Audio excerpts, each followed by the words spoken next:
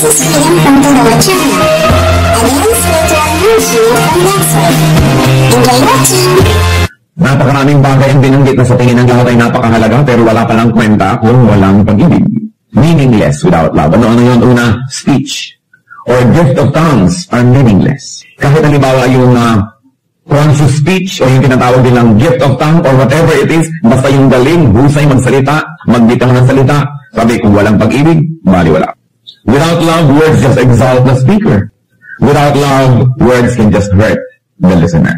Kaya kung minsan meron tayong sinasabing masakit sa isang tao, dapat nasaktan siya, magalit siya, at nasaktan na nga, pero hindi pa rin nagagalit at nagpasalamat pa kasi alam, sinabi natin out of love.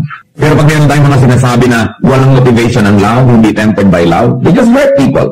O tayo lamang yung natataas. Nagmumukha lang tayo magaling, pero actually wala namang magaling na na-accomplish ang ating pagkasalita. Without love, words may be wise, but empty.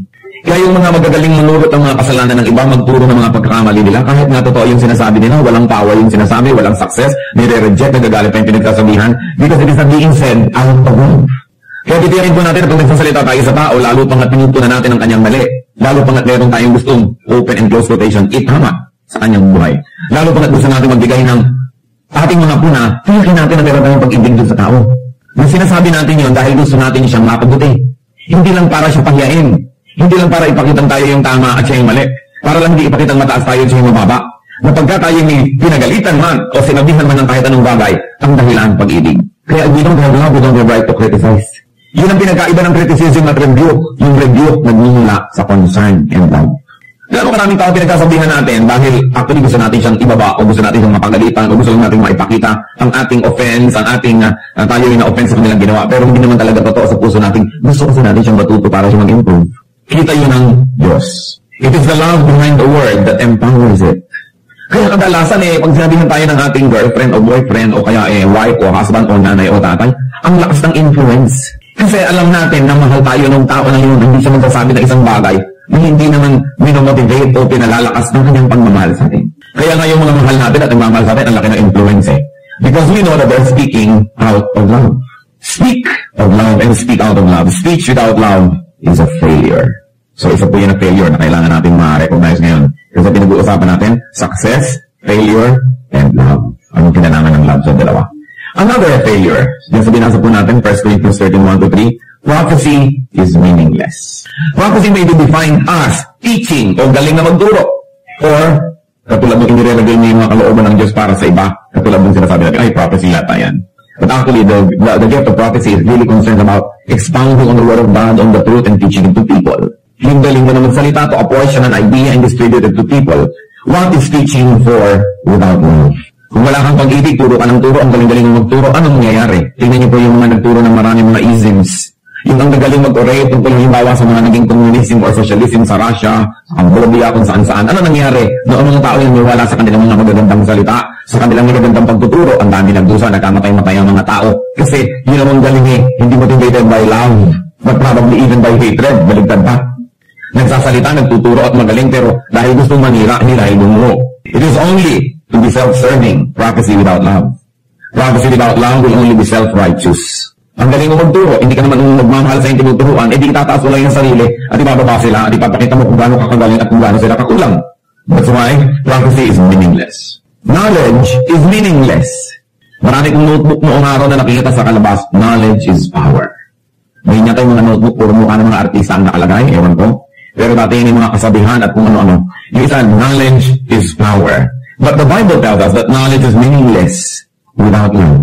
It will only be self-exalting. It will only be frustrating and painful. It will only be offensive. So ang galing-galing mo, ito sa lakang pag-ibig. Ano gagawin mo sa mga taong hindi mo magaling? Mabibigyan mo lang sila, mapapaikot, mamanipulate. What's the point of knowledge kung hindi ang tungkol ng pag-ibig? Nagagamitin ko para umimbento ng mga weapons to kill people.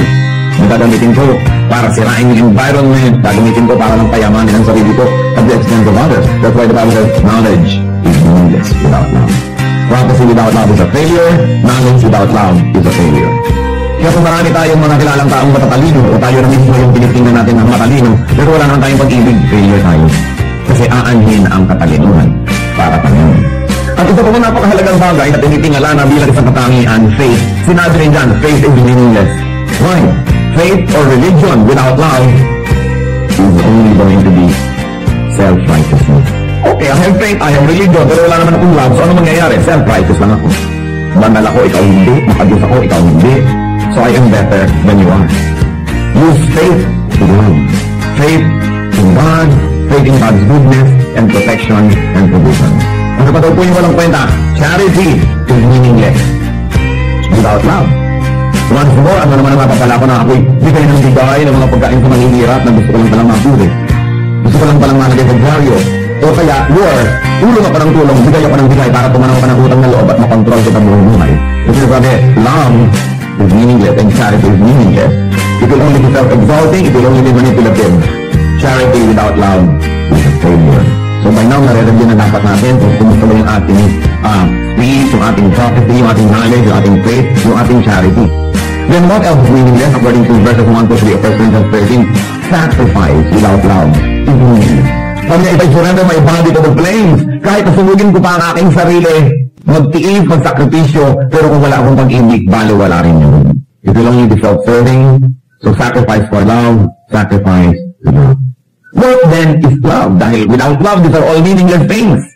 Then you've got to go back, and you've got to revisit the definition of the Bible, no? Not of the price that you buy in the bookstores. What is the definition of love? Then we go on to read. 1 Corinthians 13, 4-7. Love is patient. Love is kind. It does not envy. It does not boast. It is not proud. It is not rude. It is not self-seeking. It is not easily angered. It gives no record of wrongs. Love does not delight in evil, but rejoices with the truth. It always protects, always trusts, always hopes, always perseveres. So ngayon natin sukatin kung ano nga ba, meron nga ba tayong pag-ibig? Kung mga mag-asawa o may asawa, sukatin ngayon, mahal niyo ba talaga yung asawa niyo? Yung mga may anak, yung mga magulang, mahal niyo ba talaga ang anak niyo? Mga anak, mahal niyo ba talaga yung mga magulang o mga kapatid? Mahal ba natin talaga yung ating mga kaibigan o nobyo o nobya o mga kasama sa trabaho o sa church, wherever? Kailangan sukatin natin yan. Sabi unang-una, love is patient. Love is not in a hurry. Kaya yung mga magnobyo, yung mga sexual desires sa isa't isa na hindi makapag-intay, hindi yan love. That is lust. Yung pinipilit ka na ngayon ha, kasi Valentine's Day. Sige na. Ngayon na, hindi makapag-intay. No, you are deceiving me. That is not love. Because love is patient.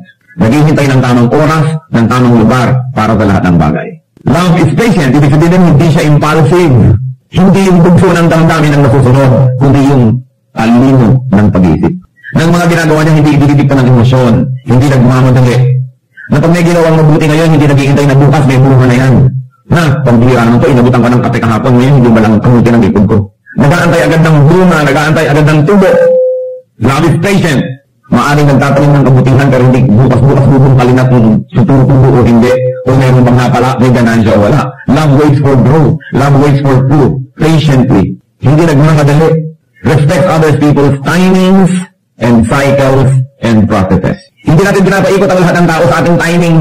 Kailangan ganito ka na, kailangan ganun ka na bukas. Merong mga babae, kung mag-demand sa mga asawa, kailangan after 2 years, ang Dasmariñas Bilig na tayo nakatira. Kailangan ganito, kailangan ganun, kailangan ganito. Love is patient. Baka naman ang mahal yung sarili. Mabuti pa, pinakasalan nyo na lang ang sarili nyo para magtagumpay ang inyong marriage. Respect others people. Patience is success. Patience succeeds. The patient person in the end will be the successful one. Yung impatient, yan ang talo. Yan ang bigla-biglang nagdadabog, bigla-biglang naiinis, bigla-biglang sumasabog, bigla-biglang nagsasalita na hindi tama. Yan ang mga taong laging magsisisi. O buong buhay walang ginagawa kundi mag-repair ng mga damage sa ginagawa ng kanilang pagmamadali. Even God is patient with us.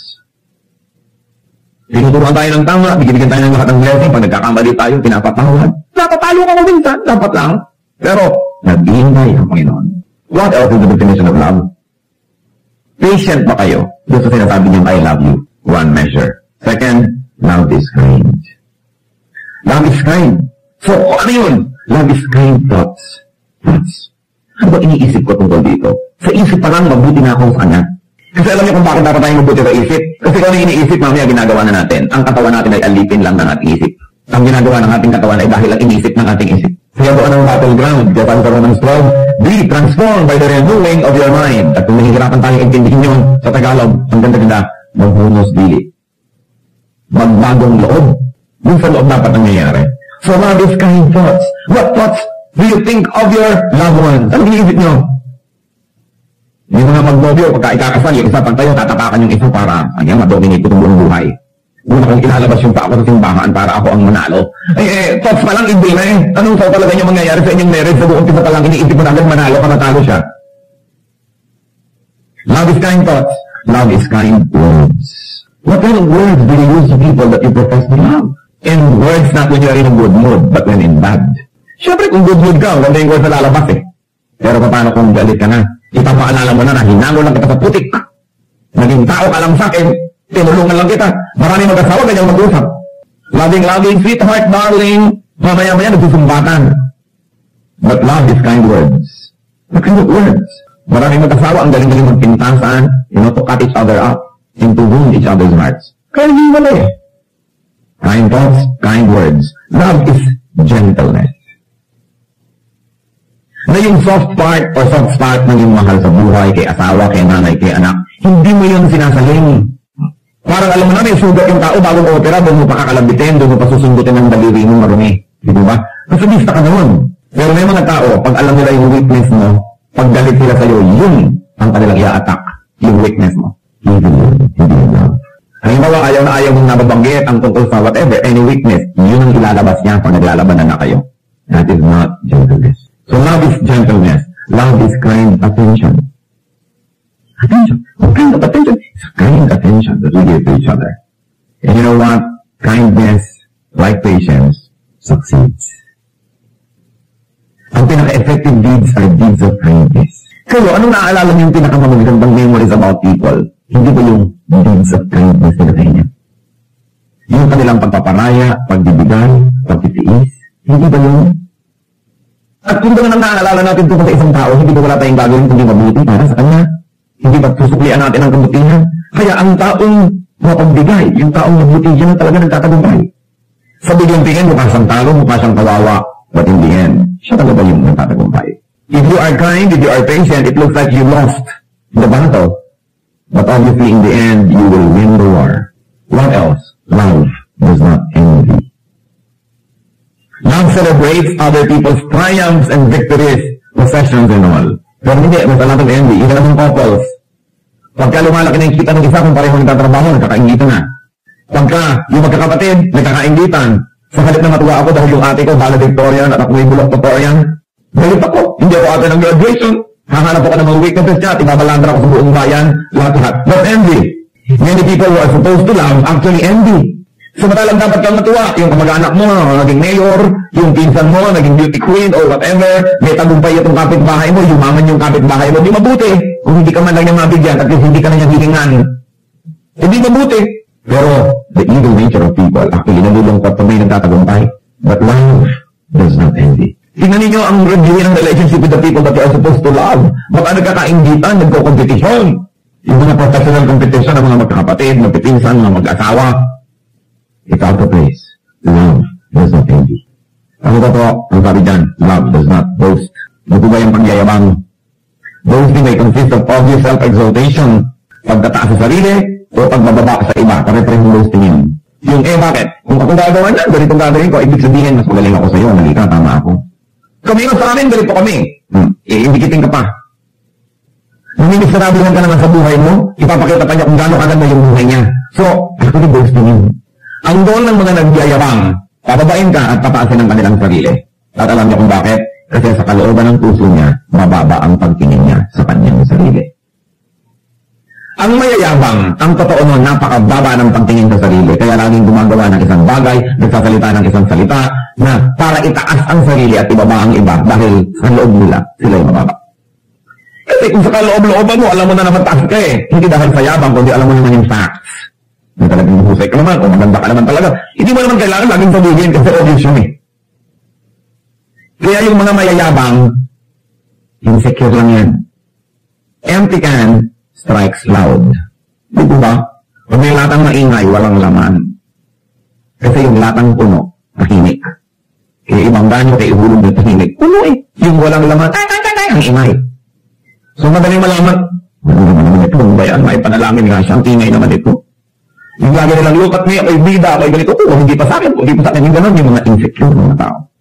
But love does not boost. If you really love, it does not boost. You love the poor, tapos i-display mo pa lahat ang yaman mo, para lang sa miserablehan. You love people, pagkatapos iingitin mo pa. Boasting may consist of threatening others with one's absence. Boasting yun. Yung lagi na lang ipapanakot, sige, mawawala ako sa buhay mo, yun ang anong nangyari sa'yo. I'll go out of your life, ikaw din. Boasting. What else? Proving what harm one could inflict on another. That's boasting. Yun. Sige, sinubukan niyo ako, malalaman niyo kung sino ako. Gagawa ka ngayon ng lahat ng gagawa mo para nasaktan. That's boasting. Papakita natin kung ano tayo, what harm we can do. Can you imagine how wicked people have become? Ay pinagayabang nila how harmful they can get. Get rid of boasting to your spouses. Sa mga may asawa, this is one major crime. Yung nagyayabang kayo sa inyong asawa. Para nyo maglaging pinapakitang, ba, kahit umalis ka, I will survive. Kanta ka na, I will survive. Ipapakita mo pa na actually, mag-i-improve ang buhay ko pag nawala ka, hindi kita kailangan, this and that. Get rid of boasting to your parents. May mga anak naman, ang yabang-yabang din sa mga magulang, o kaya sa kanila mga kapatid. Kasi mga kaibigan, pag kayo nagkaroon ng kaibigan, kung iingitin nyo lamang at lagi na kayo magmamataas, di wala yung, you need fans, not friends. Boasting fails to exalt a person. Kasi ano ba yung goal? Itaas ang sarili, ang totoo, yun ang mayayabang, hindi naman talaga tumataas. Yung mga tao pag talikod mo, marami naman. Diba? Ano yung kasangkami? Hindi niya talaga naitaas ang kanyang sarili, lalo lang sa bumaba. Nagbibigo ang kanyang ginagawa. Love is not proud. Pride can take the assume of needless self-sufficiency. Ipapakita mo sa tao na hindi mo siya kailangan. Pride yun. We need each other. We need each other. Pride can take and assume the shape of not admitting one's errors or shortcomings. Nagkamali na, ayaw pang aminin nagkamali. O inaamin na sa loob, ayaw pa mag-sorry. Pride yun eh. Alam niyo po, there are very, very few miraculous or magical words in the vocabulary of human beings. At kung gusto niya maging miracle worker o magician, dapat madali natin na ilalabas itong mga magical words. Isang doon, I'm sorry. Grabe ang nagagawang miracle ng word niyan. Nakasakit ka, nagkamali ka, pero here you are, and really meaning it, saying, I'm sorry. Meron pa yung, excuse me. Napakatalagang word na yun. Excuse me, I'm sorry, at thank you.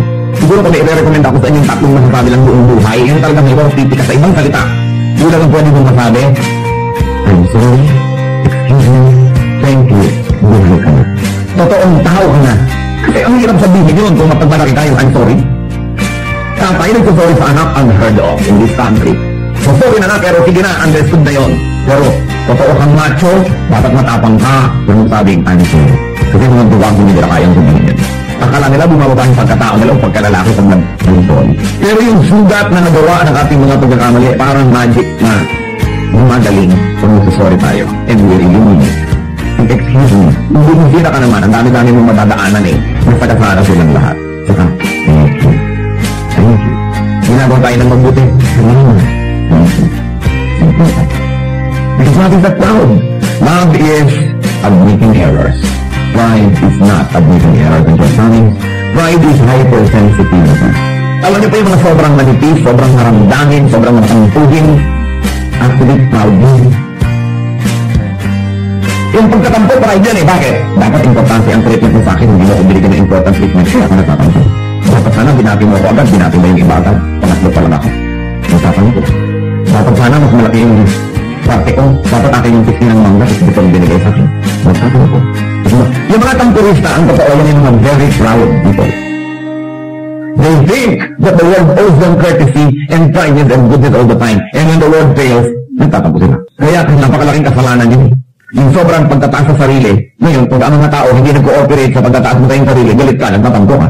Ang ganun pa, pride can take the shape of self-importance. Pangbuwasness. Yung gusto mong lagi kang bida, lagi kang nire-recognize, lagi ka nalang kinikilala.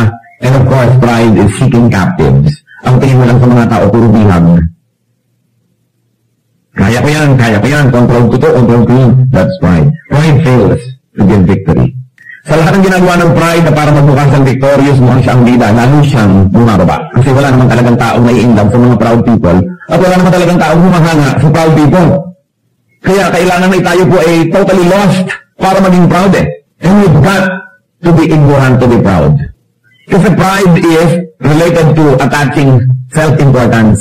Pero kung totoong bukas ang ating isip at matalino tayo, alam naman natin hindi tayo importante. Alam naman natin hindi tayo magaling. Alam naman natin na lahat siguro ng mga pinuturi ng mga tao tungkol sa atin ang hindi totoo. Then sino nga ba tayo? Yung taong makatotohanan, bukas ang isip at kilala ang kanyang sarili, yan ang humble. Kasi alam niya, ganun lang yun. Kaya di mo na tinatawag po natin ng mga nagtagumpay. Yung ba nagtagumpay sa negosyo, therefore yumaman. Nagtagumpay sa career, therefore sumikat, naging makapangyarihan. Kahit sa career, dahil may nagbigay, may tumulong, may nagbukas ng pinto para sa'yo. Kaya yung taong mga mayayabang, kahit mga litaw, hindi nila alam kung sino sila. Because nobody can be great by himself. Bakit yung katalino ba nagbibigay ng tagumpay? Bakit ang dami mga matalino ay wala namang nangyari? Di ba? At marami namang mga tao hindi matalino. Wow, bakit ang yaman niya? Bakit? Kasi may mga tumulong, may mga nangyari. Pride fails to give genuine victory. Then, ano pa po ang mga definition? Love is not rude. There can be so much rudeness among people, especially sa mag-asawa. Napakarami ko nang nakita ang rudeness ng husband to wife and wife to husband. Ang bihira, kung meron kayong dapat igalang, titaganan, at gawa ng lahat ng nice and best things in life, dapat asawa niyo. Kasi yan ang kasama niyo sa buhay. Yan ang karamay niyo kung nahulog kayo sa handa niya, nagdadampot sa inyo. Kung na-paralyze kayo, yan ang magbubuhat sa inyo kung magpupulak na inyong wheelchair. Diba? Yan ang karamay-damay mo. Yan ang meron kayong asawa. Pero ang dami-daming mga kabaspangan ng husband to wife and wife to husband. Kasi siguro taken for granted na kahit ang bastasin kita, nandiyan pa rin mo, wala ka ng choice. Kaya wala nang kasi wala nang mga thank you, wala nang mga sorry, bahala ka, automatic ka na lang nandiyan ka kahit anong mangyari. At alam niyo, hindi automatic. Kaya maraming naging maray. Love is manual, it's not automatic. Hindi pwede kumandar automatic ang love. Mamamatay yan. Kaya marami, tatatong taong pa lang wala na akong pag-ibig sa aking asawa. Hindi niyo kasi tinrabaho. Hindi niyo ginawa ng paraan. Kasi ang pag-ibig nire-ren niya yan everyday, tinatrabaho yan. Kung hindi, wala na. So, there is so much goodness between parents and children. Alam niyo, ang daming goodness ng mga parents and children. Kung bata ka, pakain kita, pakaral kita, hindi na sila nagiging courteous. Hindi nagkakaroon ng privacy ng anak. Yung, parang, anak lang kita. Hindi ba dapat mga magulang ang kauna-una na magpakita ng kagandahan asan? Marami rin mga anak, very rude to their parents. Polite sa mga teachers sa school, polite kung kani-kani ng tita, tito, pero may magaspang sa sarili ng magulang. Tinatalikuran ng magulang, binabagdugan, binabagsakan ng pinto, ng telepono, kung pwede sigurong banlian ang kumukulong tubig ng magulang, babanlian, planchahin, ipitin ng electric fan. Dami, mga anak lalo, dapat magalang kayo sa inyong magulang.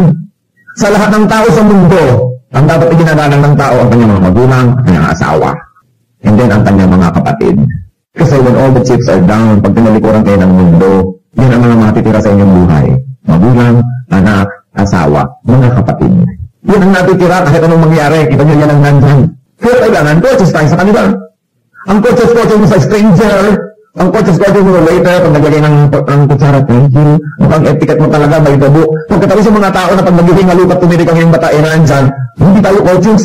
Napaka-importante. We give all courtesies to strangers in public places, sa mga kapililuhan, sa mga dinner at mga parties. Pero yung mga tao talagang permanent fixtures of our lives. Dapat polite tayo sa kanila.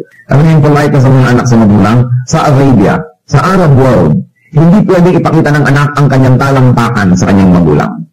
That's rudeness. Hindi pwedeng nakatapat yung magulang mo, itataas mo yung paa mo na gano'n, na nakaharap yung paa mo sa kanya. Rudeness. Hiniingatan yung ganong klaseng mga bagay. May mga anak na hindi tumatalikod sa magulang. Yung pagka umaalis ay medyo paatras ng konti, hindi bigla-biglang tinatalikuran. Courtesy. Ang daging nakita ko na, mga palahiyala, mga college boys, ang polite to strangers, pero ang rude sa kanilang mga brothers and sisters. Kung meron nga kayong dapat pakitaan ng pinakamabuting ugaling kapatid nyo eh. Kasi unang-una, kapatid nyo yun. Second, tinalikuran na kayo ng buong mundo, yan ang magtsatsaga sa inyo, mga kapatid nyo, mga kamag-anak, and our friends. Alam mo kung minsan sasabihin mo, diba, alam mo, mas close pa ako sa pinsan ko kaysa sa kapatid ko. Eh, kasi siguro mas polite kayo sa pinsan nyo kaysa sa kapatid nyo. Hindi ka ba sasabihin, close pa ako sa friend ko kaysa sa sarili kong kapatid. Eh, siguro yung friend mo, nagsishare pa kayo ng lollipop, kung ano-ano pang mga sweetness ang ginagawa nyo for each other, nagpapautanan kayo, nagpapahiraman, pero yung kapatid mo, sweet-sweet mo, hindi makapasok sa kwarto mo, paano ka na magiging close mo? Hindi naman siguro mahirap yung arithmetic niyan para masolve niya yung formula. Courtesy. Because we have a tendency to be rude to people who are very close to us. Baligtad. Yung mga close sa atin, huwag na tayo dapat pinakamapino at pinakamaayos kasi close sa atin yun. Maraming mga husband and wives lalo na very rude to each other. Walang paggalang. Mabuti pa nang magliligawan, pero nang mag-asawa na iba na. Rudeness can take the form of words. Ano mga klaseng salita ang binibitawan? Kung ba naman at isa tayo sa kanya, hindi na tayo magpo-korte ng magandang salita kahit ano na lang. Rudeness can take the form of gestures. Gestures. Marami ko nakikita mag-asawa. Medyo nagyayabang-yabang siguro ng konti yung lalaki, yung babae, ako ang kilay natin sa kisame. Ganyan. Sa harap ng mga tao, hinihiya yung sariling asawa. Ano ina-expect nyo na magiging relasyon nyo kung ganun kayo? Dapat nga, pag ang medyo nagyayabang ng konti asawa, ikaw na yung parang tadhana na nagmilin mo na yung mata sa pag-itig sa kanya. Siguro, hindi pa yan yung pagmamahalan. Pero, ayan na naman yun. Okay. Kaya nag-disagree natin public. You don't erode, diba? The authority and dignity of your spouse in front of other people. Diba? Gestures. Manners. Disposition. Ang dami-daming babae, pagkaharap sa ibang lalaki sa labas ng bahay, ang ganda-ganda. Pag nakaharap sa sariling asawa sa loob ng bahay, hindi mo malaman kung multo o ano. Bakit gano'n? Ang rude-rude sa harap ng asawa ko, ano mga nakalagay, bla bla bla. Pagkatapos sa harap ng iba, paglabas ng bahay, ang ganda-ganda. Sino ba pinagpapagandahan nyo? Mukhang tiniringgal sa bahay. Tapos ano, sino binibisgay mo sa lalaki sa kalye? Dapat na, polite ka sa iyong asawa, di ba? Na tinisikap mo talagang to be the best. Kaya naman marami mga tao pang tagal, parang naman kami ng kapatid.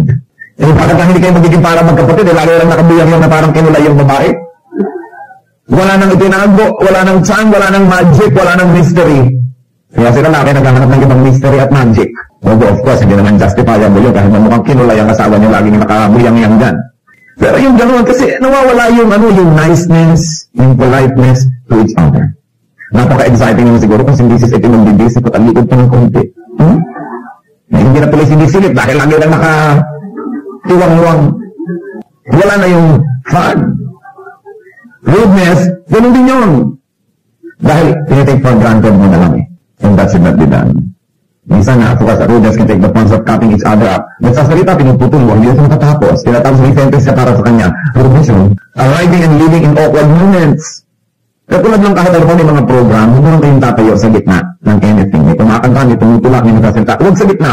Pag nagtatransition, may bababang speaker, may akit na iba. Buto, tatayo o uupo o hindi. Nasa kalagitnaan ng isang bagay, may tatayo, may aalis o may darating. That's rudeness. Itinatahiming natin lahat ng mga ganun. Rudeness fails.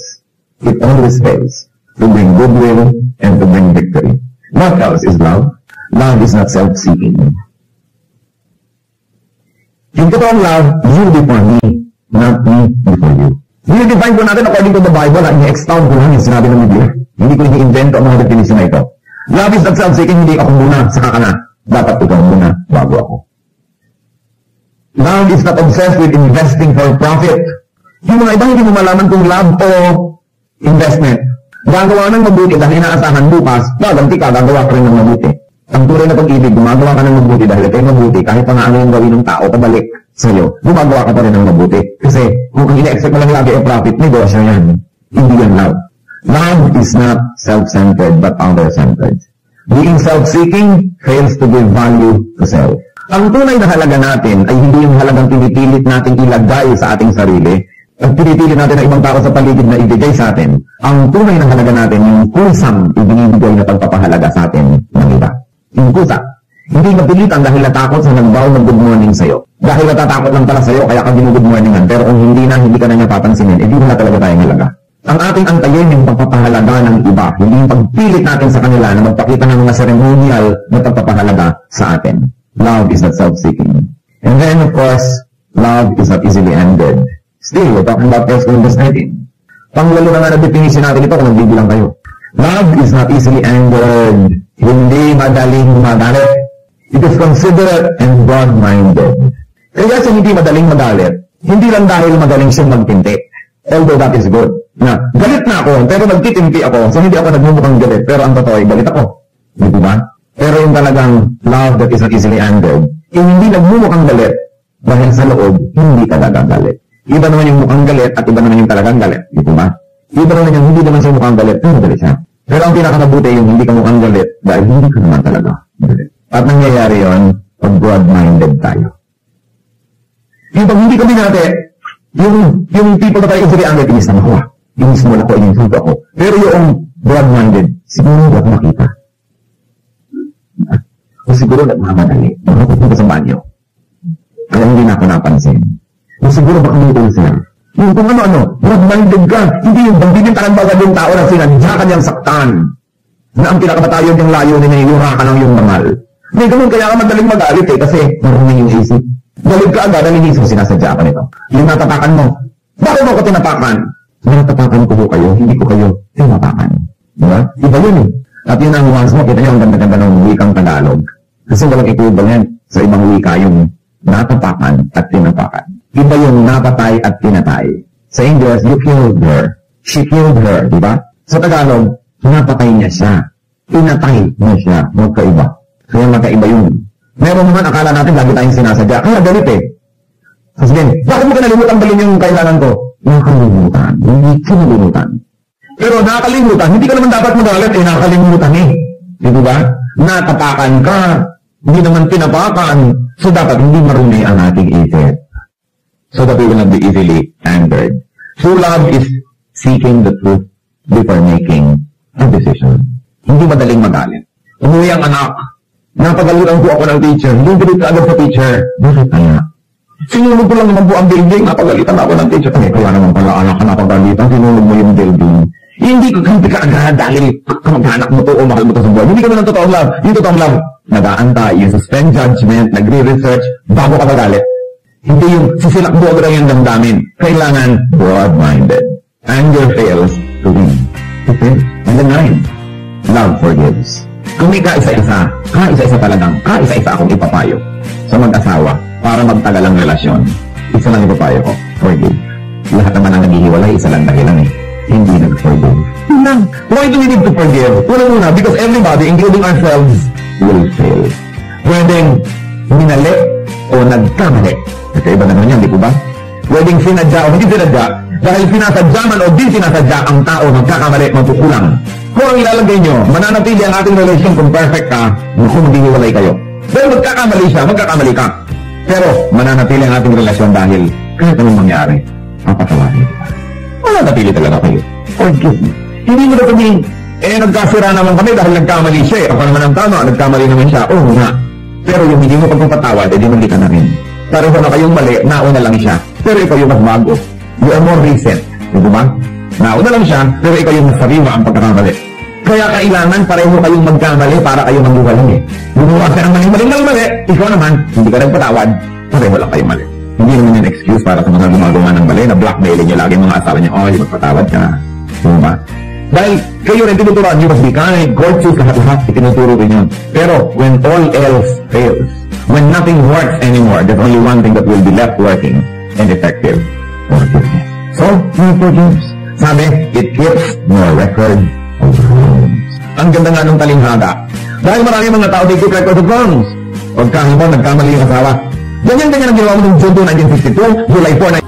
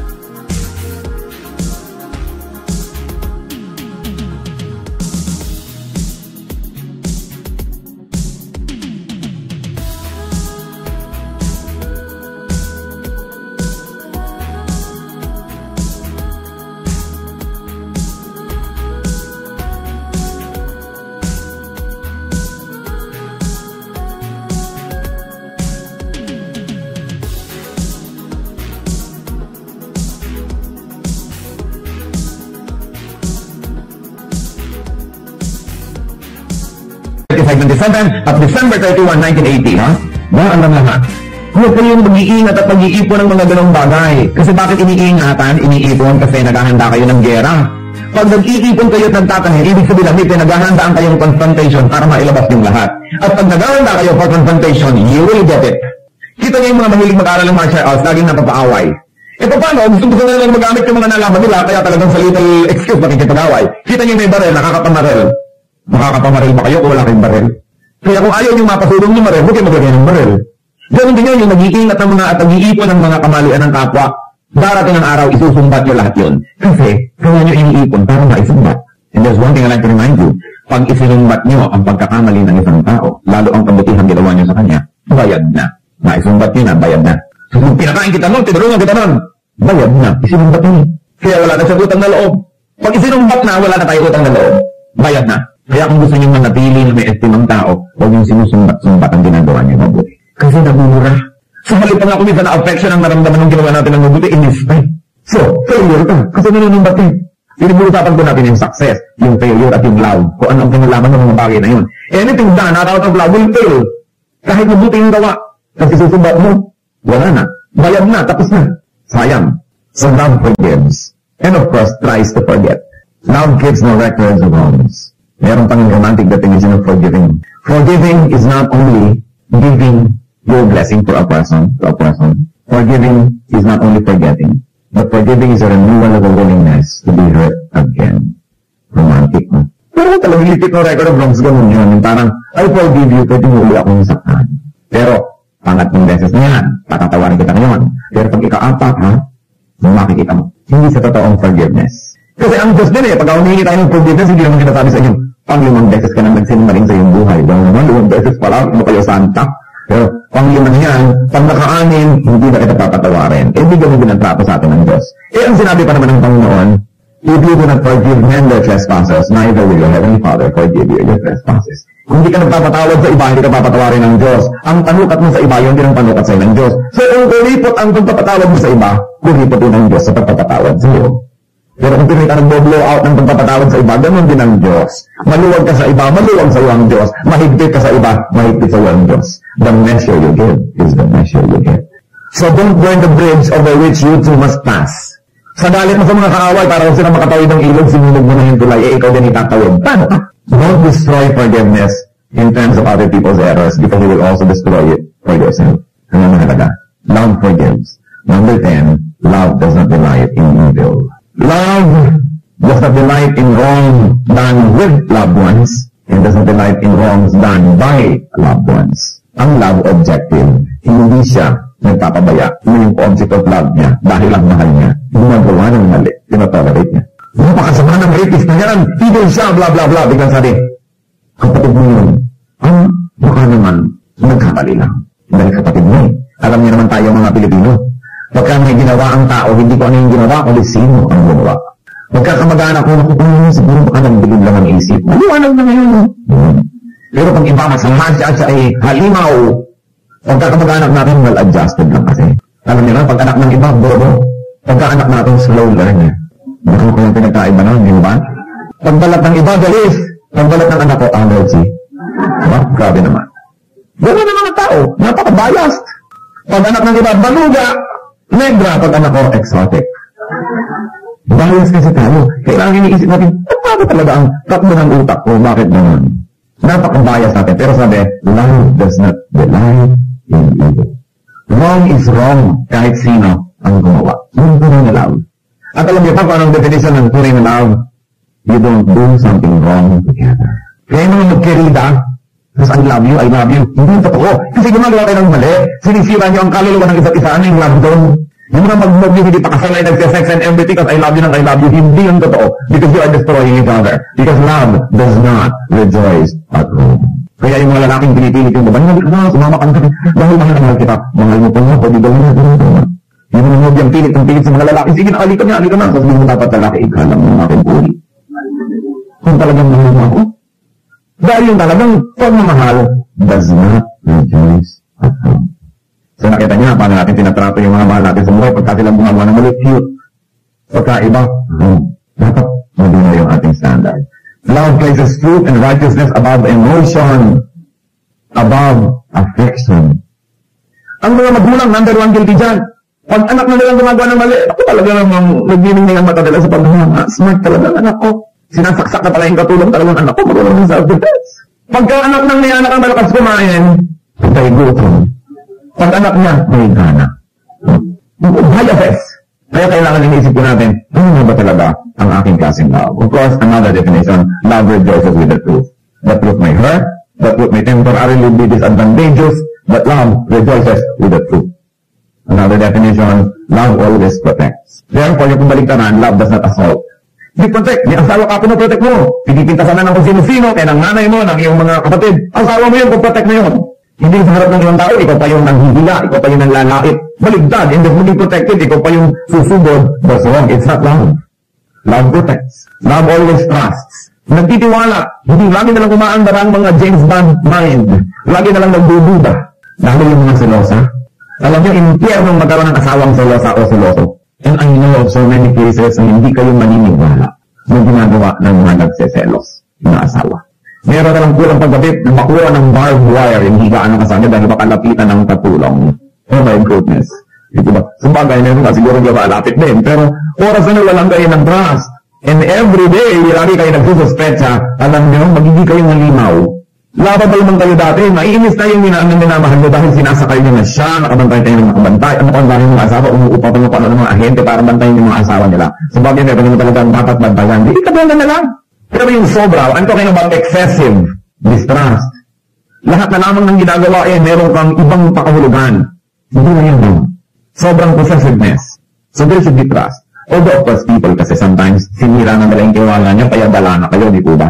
Pero ano gagawin niyo buong buhay kayo magiging paranoid o gusto niyo bigyan ng sarili niyo at yung mahal na sa buhay ng another chance para magkakaroon ng isang panibagong pag-uumpisa. Napaka-importante nun. At yun naman siyempre binibigyan ng chance and don't abuse it. Uulitin niyo lang pala yung dati mga pandaraya and everything. Love, trust. Tapos, definition natin number 14, love always hopes. Lagi siyang umaasa. Lagi siyang meron hinahanap na positive. Siya ay prayerful, expectant of good things. And then number 15, love perseveres. Hindi siya madaling sumuko. Siya ay matibay. Hindi siya madaling nag-give up. Now what is the power and success of love? Kasi pinag-uusapan natin, failure, success, and love. 1 Corinthians 13:8. Love never fails. Kita nyo? Love never fails. But where there are prophecies, they will cease. Where there are tongues, they will be stilled.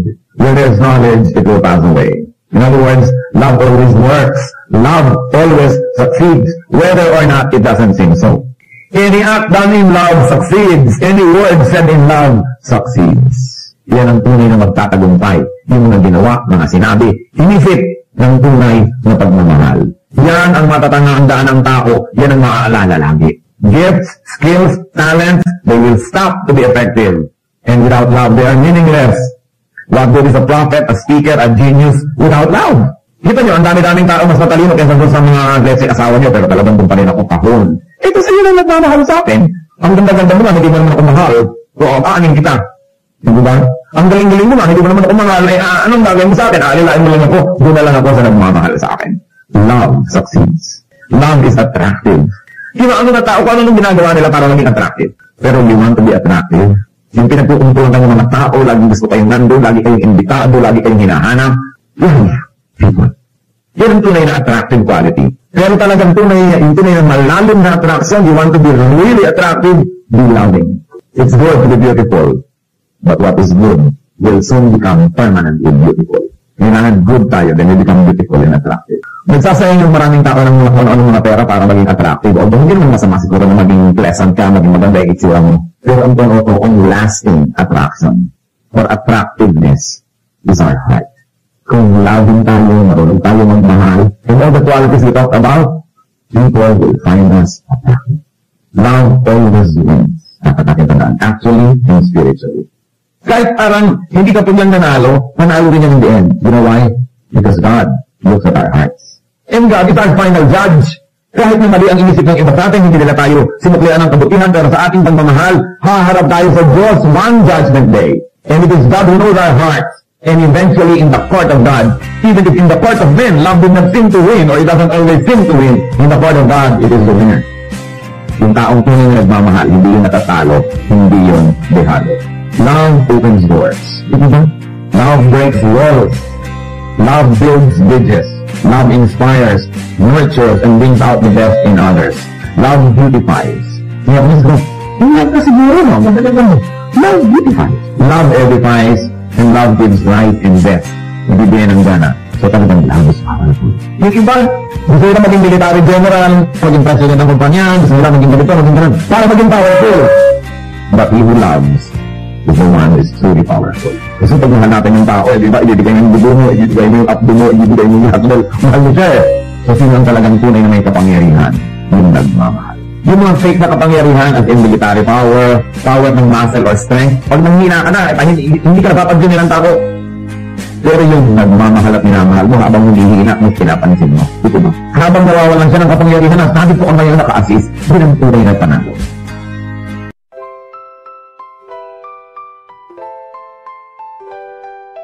Lakefront breeze whispers your name. City lights dancing in neon flame. Heartbeats quick in a sweet refrain. Your laugh cuts through the summer rain. Electric dreams in your eyes so bright. Bassist grooves with all his might. Holding hands beneath the Willis Towers light. This windy city feels just right. The Navy Pier Ferris wheel spins above as the music takes control, whispers of love. Oh darling, this magic won't fade. Beneath the stars a love parade. With you by my side unafraid. Magic's real, forever will stay. Guitar solo sings sweet serenade. Your voice is honey, love sweet parade. Chicago blues melt away the shade. In your arms, a future we've made. Drums are beating a rhythm so true. Never want this night to end, just me and you. 80s synth keeps the feeling new. Chicago magic forever will pursue. Oh darling, this magic won't fade. Beneath the stars a love parade. With you by my side unafraid. Magic's real, forever will stay. The doggone night, a memory to hold. A love story forever told. In this magical city our hearts unfold. Chicago night forever will hold.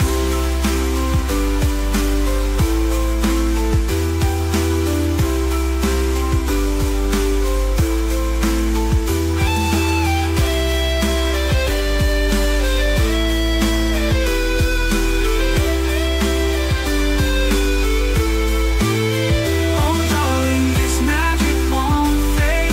Beneath the stars a love parade. With you by my side unafraid. Magic's real, forever will stay. Chicago night forever will hold.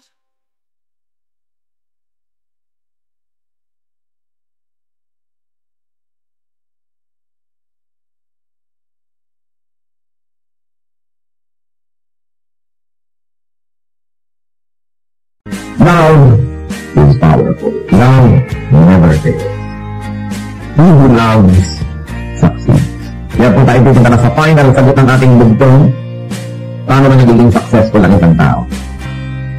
Be loving. The person who loves succeeds. Because love, according to the unchangeable word of God, the wise word of God, sabi, love never fails. Kahit naiintindihan natin yung buo o only partially, maniwalaan yung salita ng Diyos. Love never fails. Christians are loved by God, therefore Christians are to be people of love. Yun ang dapat matandaan sa atin. Hindi yung, ang galing naman ng doctrine yan. Kasi hindi naman loving. Anong gagawin mo? Magiging ka lang ng self-righteous. Although, okay naman naman yung doctrine. Ba't ko tayo profit natin? Kung may matatandaan po ang tao sa atin, pinakamaganda, tayo marunong magmahal. Hindi lang matalino yan, maganda yan, galing yan. Dapat marunong tayo magmahal.